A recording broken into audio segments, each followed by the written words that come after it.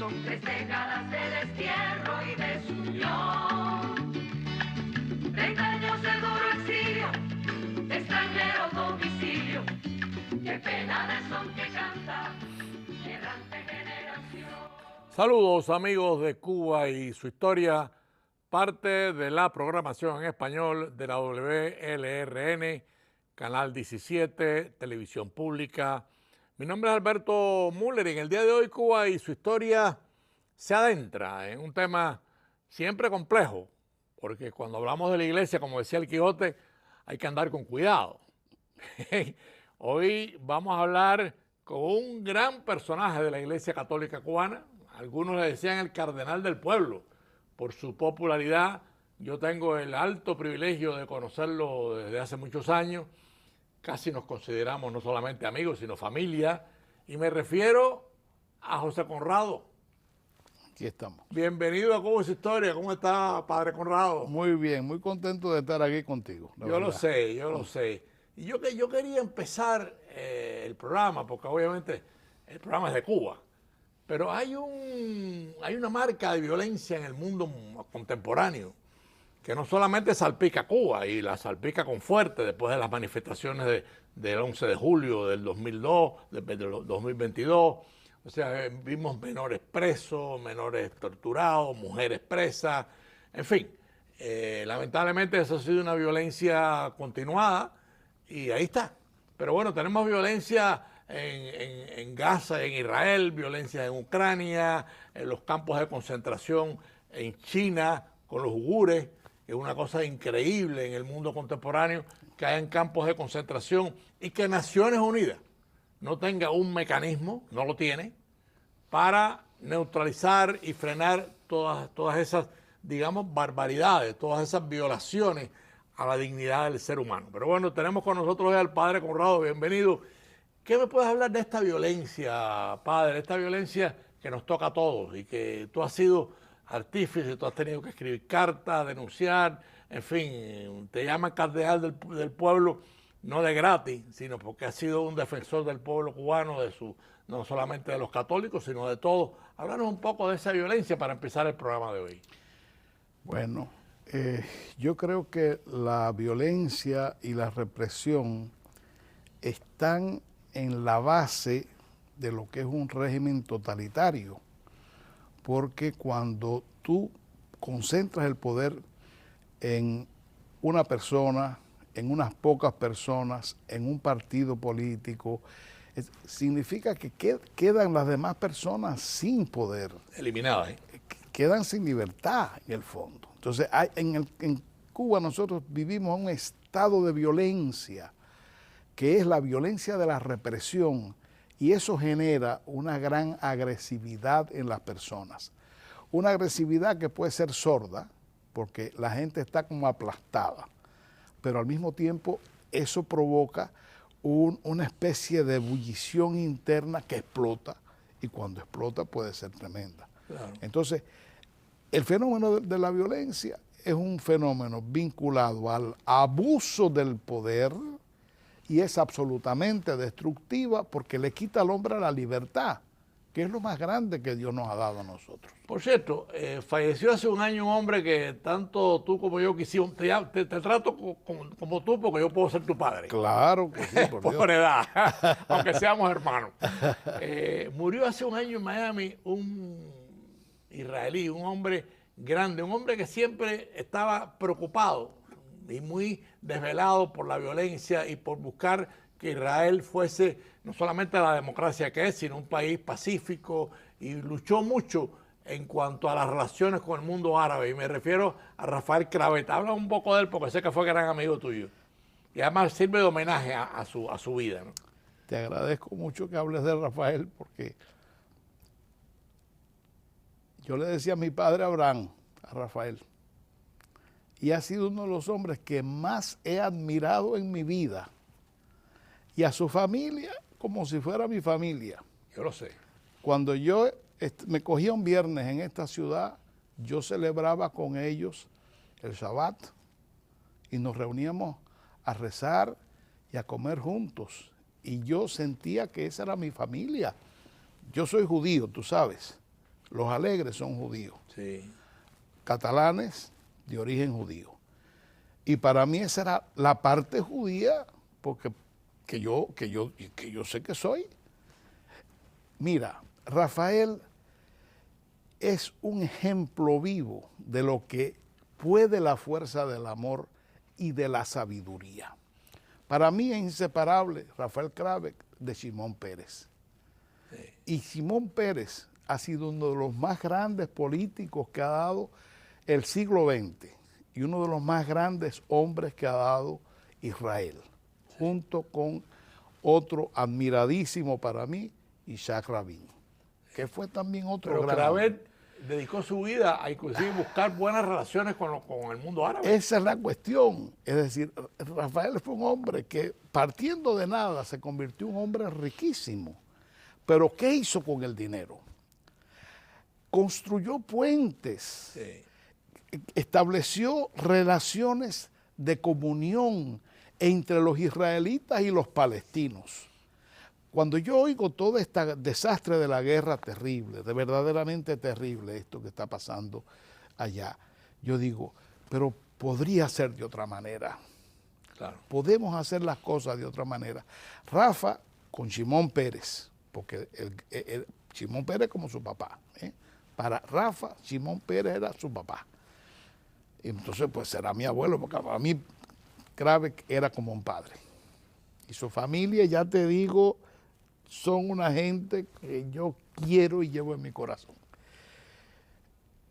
Él se dedicó a reunir a los niños árabes y a los niños israelíes en campamentos de verano, donde enseñaron a esos niños a convivir, a conocerse, a comprenderse, a hacerse amigos, de tal manera que pasado el tiempo, muchos dirigentes del mundo palestino y dirigentes también del mundo israelí fueron amigos desde la infancia. Estaban construyendo un futuro de paz, una relación distinta, de respeto profundo. Pero yo quería aprovechar ese ejemplo, padre Conrado, que obviamente esta programación específica es sobre Cuba. ¿Cómo podría o se podría aplicar esa filosofía que vivió Kravet del entendimiento entre árabes y judíos? Yo conozco todo su proyecto, en fin, y otros proyectos que hicimos con él. ¿Cómo podemos convencer a los cubanos de que ese es el camino? O sea, el camino tiene que ser del entendimiento, del respeto. Hablen un poco de ese tema, porque es el tema que nos preocupa a todos. Bueno, yo creo que ese es el gran empeño de la Iglesia. Y lo mejor que ha hecho la Iglesia en Cuba y de lo mejor que la Iglesia podría hacer por Cuba es precisamente abrir esos espacios de diálogo, de comprensión, de limar asperezas, de lograr el respeto entre las personas que piensan diferente, entre las personas que tienen diferentes enfoques o pertenecen a diferentes partidos, a diferentes grupos religiosos, a diferentes grupos humanos. Y ciertamente ahí tenemos un reto. ¿Por qué un reto tan difícil? Porque el gobierno cubano y los dirigentes del país no respetan a la dignidad de las personas, no respetan la diferencia entre los seres humanos, la falta de esos espacios para que la gente diga lo que piense, para que la gente se reúna, pueda, digamos, hacer proyectos con personas que piensen como ellos. El derecho a la reunión significa, porque, Señor, que tú me dejes ser quien soy. Y eso es un problema muy serio. En este momento, como nunca antes, el gobierno cubano está acorralado. Acorralado porque ese pueblo ha dicho ya, basta. Mira, hay una situación. Yo he tratado de ser fiel a la verdad toda mi vida. No solo tratar de mantenerme en la verdad, sino ser un heraldo de la verdad. Claro. Lo que me ha llevado a tener grandes problemas, aún dentro de la iglesia. porque a mí no me critican solo los comunistas por las cosas que digo. Dentro de la iglesia también me han criticado. Lo sabemos. Porque soy un imprudente, porque soy un conflictivo, porque... Y señores, la verdad es la verdad. Hay que decirla. Y hay que decirla. Y tenemos que dar ese servicio, que es la forma en que yo respeto al otro que piensa diferente de mí. Yo no tengo por qué odiar al que piensa diferente, pero nadie puede callarme la boca si yo lo que digo pienso que es verdad. Claro. En mi parroquia muchas veces personas buenas que yo quiero entrañablemente, son mis feligreses, pero que son comunistas o que fueron comunistas o que sin dejar de ser católicos, sin dejar de ser cristianos, personas que yo respeto mucho porque viven el Evangelio de Jesucristo desde esa perspectiva. Yo lo respeto, pero muchas veces cuando ellos, por ejemplo, que yo he tenido que decir, mira, esto que está pasando no puede ser, esta injusticia no la podemos permitir. Esas personas muchas veces en plena misa me han dicho, esto que usted está diciendo, esto es una contrarrevolución. Y yo digo, mire, usted tiene derecho a hablar y yo aquí le dejo que usted hable. Si fuera la reunión del comité y fuera contrario a lo que el comité tiene que decir, a usted no la dejaban hablar, ni la dejaban terminar. Aquí sí, porque aquí esta es la casa de Dios, que es la casa de sus hijos y que es la casa de la libertad. Y yo como sacerdote lo que trato es de servir esa verdad y esa libertad que tiene todo ser humano. Tú sabes que en los últimos meses, varias de esas personas que me criticaron, que me confrontaron, que hablaron mal de mí, que hacían murmullo cuando yo decía lo que yo en conciencia pensaba que tenía que decir. Claro. Que no lo hago por, tú sabes, sino por ser fiel a mi conciencia. Me han pedido perdón. Usted tenía la razón, ahora lo vemos claro. El que tenía la razón era usted. Óyeme, personas en el hecho de muerte, otras sin estar en el hecho de muerte, padre, ¿qué razón tenía usted? Claro. Entonces, hay, que es lo que quizás desde fuera no se ve, lo que pasa, el cambio profundo del pueblo. No, de fuera es muy difícil, entre otras cosas, porque aquí, sobre todo en esta ciudad, ¿no? Se reúne mucho dolor, o sea, hay todo un dolor acumulado. Sí, no es que no lo tengan ustedes ni lo tenga el pueblo de Cuba, no, pero el dolor de aquí se vincula y se entremezcla con los fusilamientos, los torturados. Vaya, si la propia María Borló, que tiene el archivo cubano, registra 4.000 cubanos fusilados con nombres y apellidos.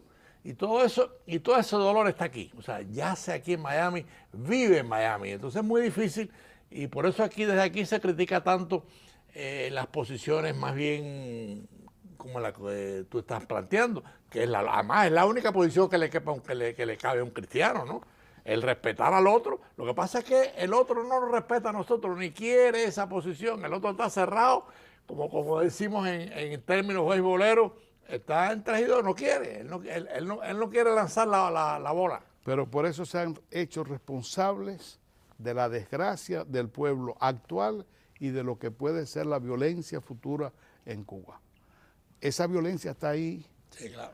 Como dijo una monjita que no era cubana, dijo, ¿ustedes piensan que se puede solucionar el problema de este país sin pasar por la violencia? Esto va a explotar en algún momento. Una mujer sabia.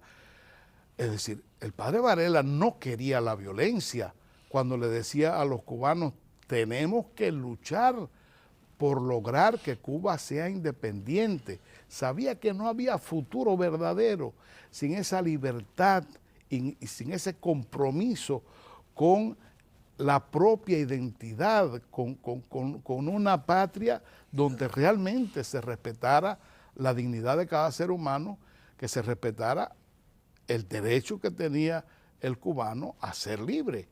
Y por eso, es decir, lo decía, claro. Tenemos que luchar, tenemos que enfrentar. Ahora, era un hombre de paz, era un hombre de Dios, claro. Pero sabía bien que por el otro camino nos iba a llegar y el tiempo le dio la razón. Amigos de Cuba y su historia, para los que han sintonizado tarde, estamos en un programa de excepción, como dije al principio, difícil, porque cuando se trata de la iglesia, como decía el Quijote, hay que tener cuidado. Pero bueno, tenemos un hombre de Dios, que es un hombre muy querido, algunos le llaman el cardenal del pueblo, me refiero al padre José Conrado, que está con nosotros en el día de hoy. Estamos en este momento, por si ya acabas de sintonizar, estamos tratando de entender, que es muy difícil, pero bueno, estamos tratando de compartir la violencia que se está viviendo no solamente en Cuba, sino en el mundo. Pero bueno, en Cuba, ¿cómo convencer al gobierno de que el camino no es tener a menores presos, ni tener al que te protesta pacíficamente preso, ni tener a José Daniel Ferrer en Santiago de Cuba incomunicado y torturado desde hace más de casi 3 años? Ese no puede ser el camino. Y entonces ahí dejo al padre Conrado, que es el que tiene el testimonio vivo de lo que está pasando allá. Mientras más retrasen la solución, más difícil será lograr que aquello termine bien. Y ellos se hacen responsables. Ellos son los responsables porque prácticamente todo el resto de los cubanos se dan cuenta, por este camino, ¿a dónde vamos a llegar? Porque la situación es que se ha destruido totalmente ese país. Llevamos 65 años destruyendo palmo a palmo la infraestructura de caminos, de aguas, de todo. Sí, de suciedad, transporte. No hay industria, no hay transporte. Sí. Estamos viviendo una vida invivible. Sí. Pero ¿cuál es la solución a esa situación? Claro. ¿Cuál es la causa de esa situación? Señores, es que sin libertad no se puede. Sí, aquí en estos momentos se analiza mucho, lo hemos analizado aquí, el colapso económico cubano. O sea, no hay transporte, no hay producción, no hay energía, no hay agua, entonces no hay alimentos, no hay vianda. Cuando uno entra con tristeza a tratar estos temas, porque no lo decimos con alegría, es mucha tristeza, porque ¿quién está sufriendo? El pueblo. El pueblo, o sea, inclusive hasta ellos mismos sufren, me refiero al gobierno y a los militares, porque abundancia no tienen, podrán comer bastante más que el pueblo, porque eso sí, ellos tienen sus paquetes especiales. Está gordísimo. Sí. Yo también he aumentado 17 libras en 2 semanas que estoy aquí. Bueno, porque tú eres un dignatario de la iglesia, entonces esa es otra cosa, ¿no? No, 17 libras en 2 semanas ¿Engordaste? he aumentado, sí, claro. Mira el barrigón que tengo, eso es de aquí, de Miami. ¿Y queda alguna esperanza, padre Conrado, de que la iglesia, el cardenal, los obispos cubanos, que conocemos a muchísimos, son hombres muy buenos, puedan inyectar un poco de, no sé, de amor en ese gobierno que obviamente tiene muchas durezas? ¿Puede haber alguna esperanza? Chico, yo no sería un hombre de fe si no tuviera la esperanza en que el ser humano puede, en un momento determinado, dejarse tocar el corazón hasta por el sufrimiento que está causando y que ve a su alrededor. Yo me imagino que aunque quizás se escondan de ese dolor, pero eso es innegable. Hay que ver a la gente por las calles, los rostros. Hay que ver cómo las personas enflaquecen de semana en semana. ¿Cómo van a decir que no se dan cuenta de ese pueblo que está agotado, agobiado? Cosa que nos afecta también a nosotros, Sí, claro. Los sacerdotes, los obispos. Yo a veces digo, verdaderamente Dios nos está dando la fuerza, pero qué duro es esto, qué difícil es ver a la gente que tú amas en esa situación de agobio, de dolor, de desesperanza. Y es la realidad de Cuba hoy. Sí. Es la realidad. No, y hay otra realidad que es difícil hablarla, pero como periodistas tenemos que informarla, ¿no? Por ejemplo, acaba de ocurrir a un menor de edad, cayó un menor de edad, Ibrahim Domínguez Aguilar, una golpiza en la prisión donde está. ¿Qué necesidad de golpear a un ser humano? Ninguna. ¿Qué necesidad de tener a José Daniel Ferrer en Santiago de Cuba incomunicado y cuando tienen un chance pues lo golpean también? Ninguna. O sea, ¿qué necesidad hay de tener a mujeres presas? Ninguna. O sea, no debe haber ni un preso. Y en el fondo, bueno, es una realidad complicada. Y yo sé que para la iglesia es una realidad muy compleja, porque conozco a muchos obispos y muchos sacerdotes que pasan por Miami, y es una realidad que no solamente la sufre la iglesia, la sufre el pueblo, y lo único que vemos del gobierno, curiosamente o paradójicamente, es el deseo de que todo el mundo se vaya. Si fuese por el gobierno, vaciaban la isla y se quedaban los 100.000 empleados del gobierno y vivirían un poquitico mejor. Pero no, tampoco vivirían bien porque no trabajan y no producen, ¿no? No, el problema es ese, que un país que ha llegado a este estado de crack total, no puede.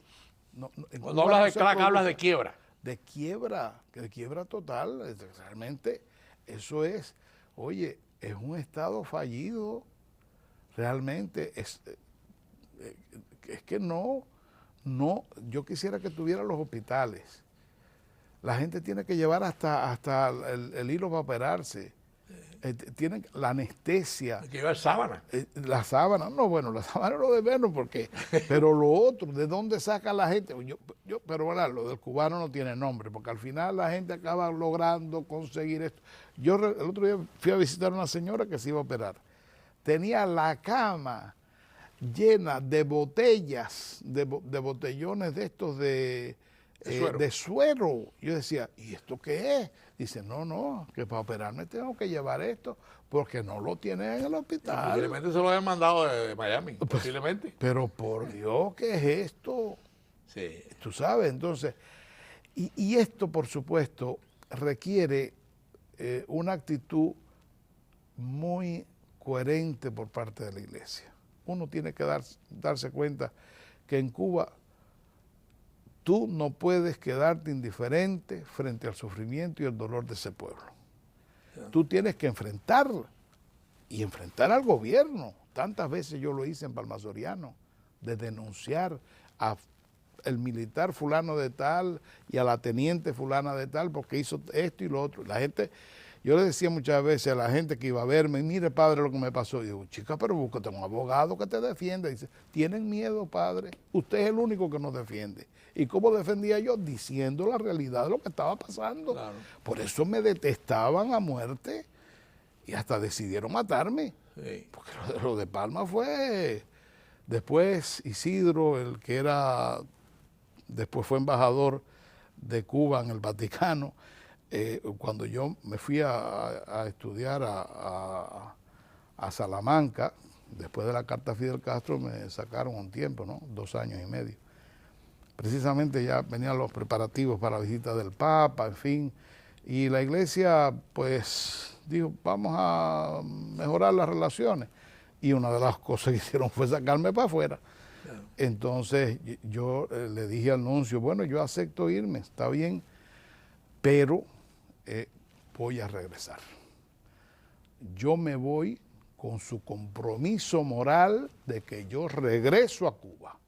Porque yo soy el primero que he luchado para que el Papa, la primera carta que se hizo en Cuba invitando a Juan Pablo II a visitar el país, la hice yo, con los grupos de jóvenes universitarios de Santiago de Cuba. Todos firmamos la carta, pero la escribí yo. Y yo, el primer informe para la visita del Papa, lo hicimos José Navarro Campa, el ronero mayor de Cuba, en su casa fue, que era feligrés mío en sueño. El que después fue arzobispo de Santiago de Cuba, que lo sigue siendo, Dionisio García, en ese tiempo no era ni seminarista, era laico.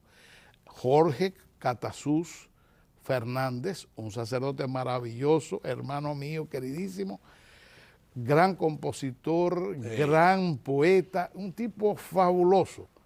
Y un servidor, que por cierto, esta noche me emborraché, porque José, que era tremendo, sacó un ron de lo que él había inventado hacía poco, buenísimo, pero aquello era contundente. Y además me dio un tabaco y yo me puse verde, porque el tabaco, yo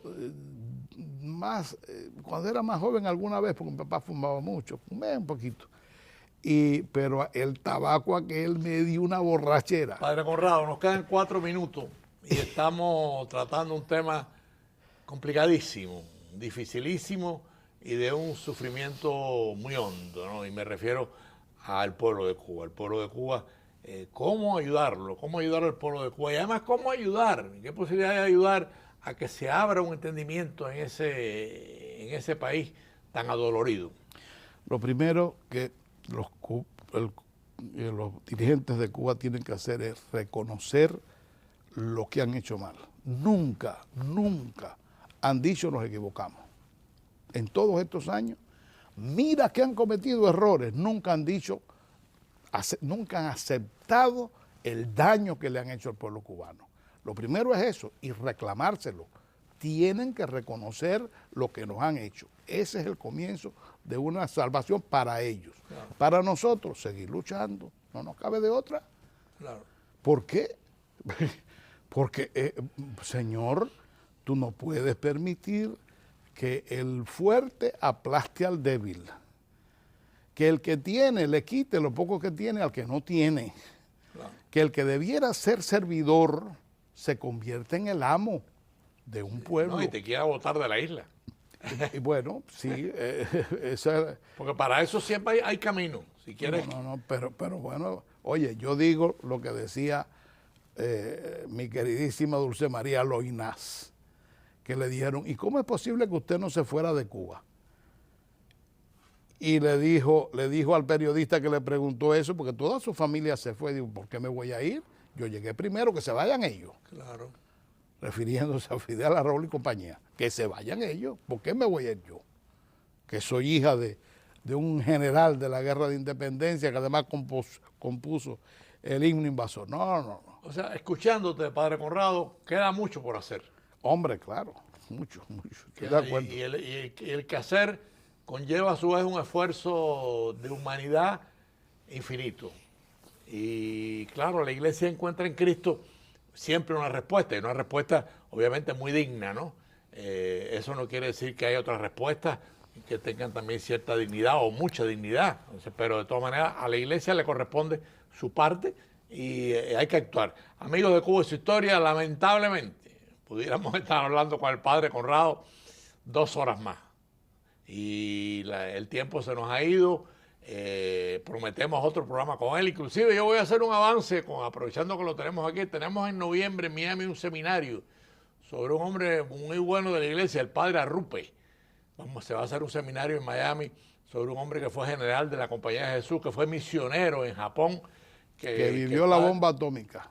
Que fue testigo de la bomba atómica. El Padre Conrado nos prometió que va a abrir ese seminario en Miami y ya tendremos detalles y horas y fechas. Pero le agradecemos su presencia en Cuba y su historia en este programa que obviamente ha terminado. Gracias, Padre Conrado, por su presencia en Cuba y su historia. Y nos vemos el próximo domingo a las 4:30 de la tarde.